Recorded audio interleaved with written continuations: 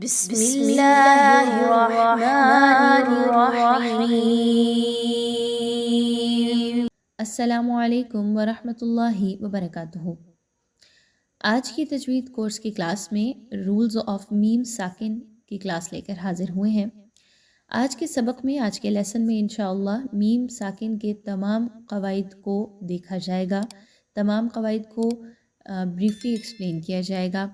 اس سے پہلے والی کلاسز میں ہم نے نون ساکن اور تنوین کے احکام کو 1 بائی 1 ڈیٹیل میں اسٹڈی کیا۔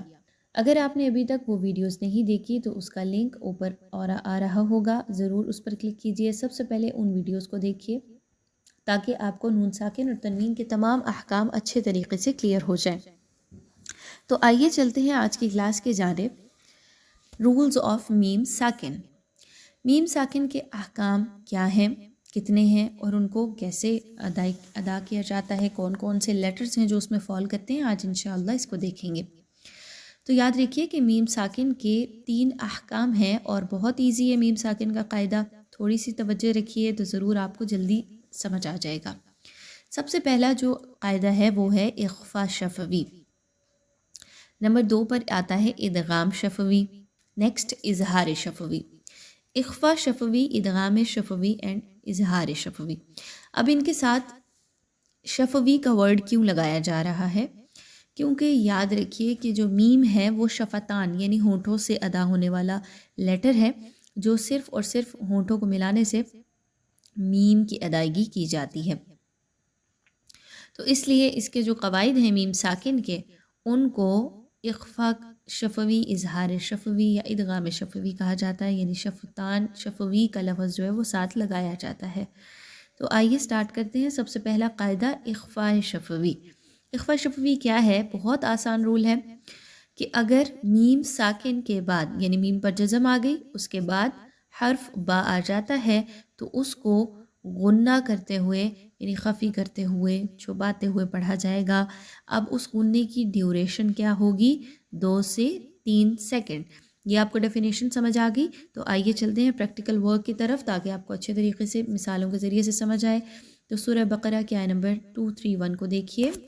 اس میں آپ کو ورڈ ملے گا وَالْحِکْمَةِ يَعِظُكُمْ بِهِ، میم ساکن اور اس کے بعد با کا حرف آ گیا تو یہاں پر غنہ کرتے ہوئے پڑھا جا رہا ہے، آواز کو چھپایا جا رہا ہے۔ کیسے؟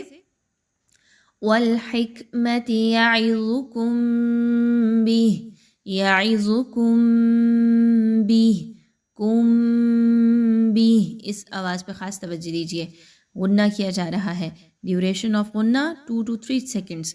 یعظکم بھی، تو کیا پتہ چلا کہ میم ساکن کے بعد با کا حرف آ جائے تو اس کو ذرا ٹھہر کے آواز کو ناک میں روک کے ملاتے ہوئے پڑھیں گے۔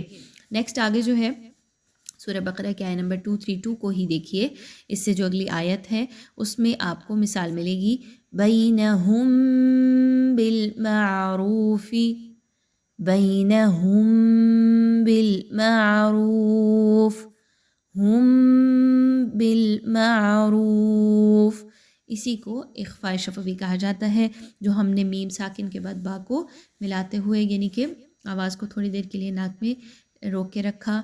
بینہم بالمعروف، اس کو اخفاء شفوی کہا جاتا ہے۔ تو امید ہے آپ کو کلیئر ہو گیا ہوگا کہ میم ساکن کے بعد جب بھی با کا حرف آ جائے تو آپ نے وہاں پہ ایسے ہی نہیں پڑھنا جلدی میں، جیسے کہ ہم ابھی جو آیت نمبر 232 کو دیکھ رہے تھے بینہم بالمعروف، ایسے نہیں پڑھا جائے گا، بلکہ تھوڑی دیر آواز کو غنہ کرتے ہوئے پڑھیں گے۔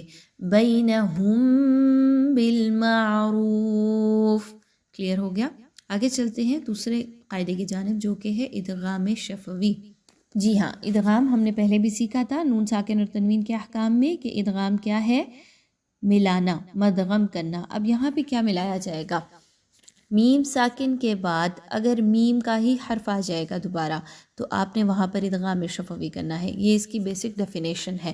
اب ادغام شفوی کیسے کیا جائے گا؟ یعنی ایک میم کی آواز کو دوسرے میم کی آواز میں ملا کر پڑھا جائے گا۔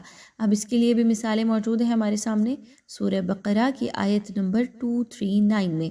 اس میں دیکھیے تو آپ کو میم ساکن کے بعد میم کا حرف دوبارہ ملے گا۔ اب عام طور پر آپ لوگ اس کی ادائیگی کیسے کر رہے ہوتے ہیں؟ کما علمکم ما لم تکونوا تعلمون. یہ درست انداز نہیں ہے. میم ساکن کے بعد میم پر توجہ خاص دیں، اس ورڈ کے اوپر فوکس رکھیں. تو علمکم ما لم ایسے نہیں پڑھا جائے گا، بلکہ ادغام شفوی ہے تو ایک میم کی آواز کو دوسرے میم کی آواز میں ملائیے. کیسے؟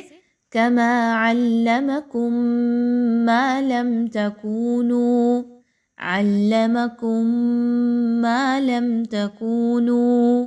کلیئر ہو گیا؟ ایک میم کی آواز کو دوسرے کے اندر ملا گیا، اور میم مشدد پر ہے تو اس لیے ہم نے تھوڑی دیر وہاں پہ رکے.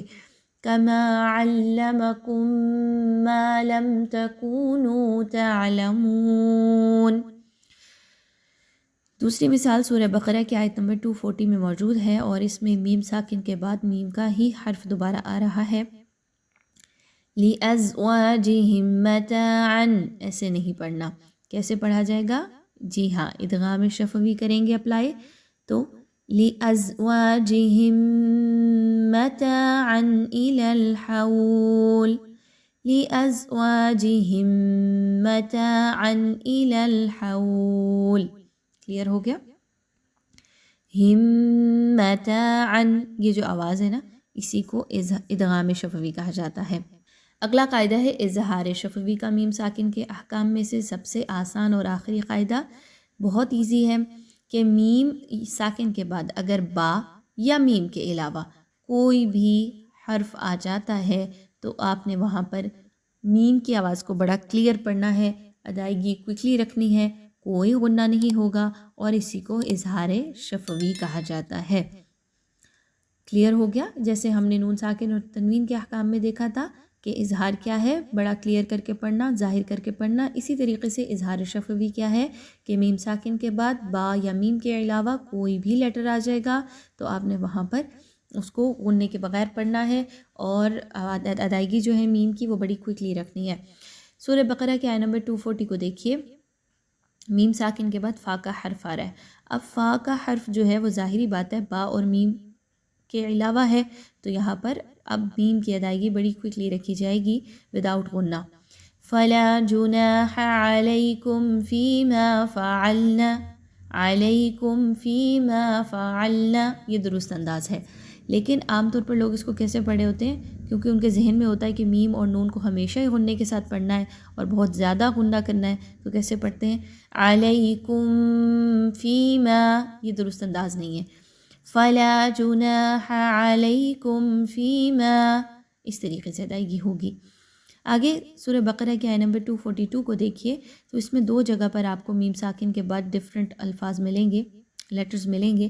سب سے پہلے میم ساکن کے بعد حمزہ ہے، اور دوسرے میں میم ساکن کے بعد تا کا حرف آ رہا ہے. تو ان دونوں میں آپ نے میم کی ادائیگی بڑی کوئکلی رکھنی ہے، جلدی سے رکھنی ہے، کلیئر رکھنی ہے، غنہ کسی طرح کا نہیں ہونا. كَذَلِكَ يُبَيِّنُ اللَّهُ لَكُمْ آيَاتِهِ لَعَلَّكُمْ تَعْقِلُونَ. کلیئر ہو گیا؟ لَكُمْ آيَاتِهِ لَعَلَّكُمْ تَعْقِلُونَ. اب ہم یہاں پہ رکے نہیں ہیں. لَكُمْ آيَاتِهِ لَعَلَّكُمْ یہ درست انداز نہیں ہے. ٹھیک ہے؟ کلیئر ہو گیا کہ میم ساکن کے بعد با اور میم کے علاوہ کوئی اور حرف آ جائے گا تو آپ نے وہاں پر اس کو بڑا کلیئر رکھتے ہوئے میم کی آواز کو پڑھنا ہے، کسی طرح کا بھی غنہ نہیں کرنا. تو ابھی تک ہم نے کیا سیکھا آج کی کلاس میں؟ رولز آف میم ساکن. 3 قواعد ہیں میم ساکن کے: اخفاء شفوی، ادغام شفوی اور اظہار شفوی. اخفاء شفوی میں با کا لیٹر فال کرتا ہے کہ میم ساکن کے بعد با آ گئی تو آپ نے کیا کرنا ہے؟ وہاں پر وداؤٹ غنہ نہیں پڑھنا، بلکہ 2 to 3 سیکنڈز کا غنہ لازمی کرنا ہے.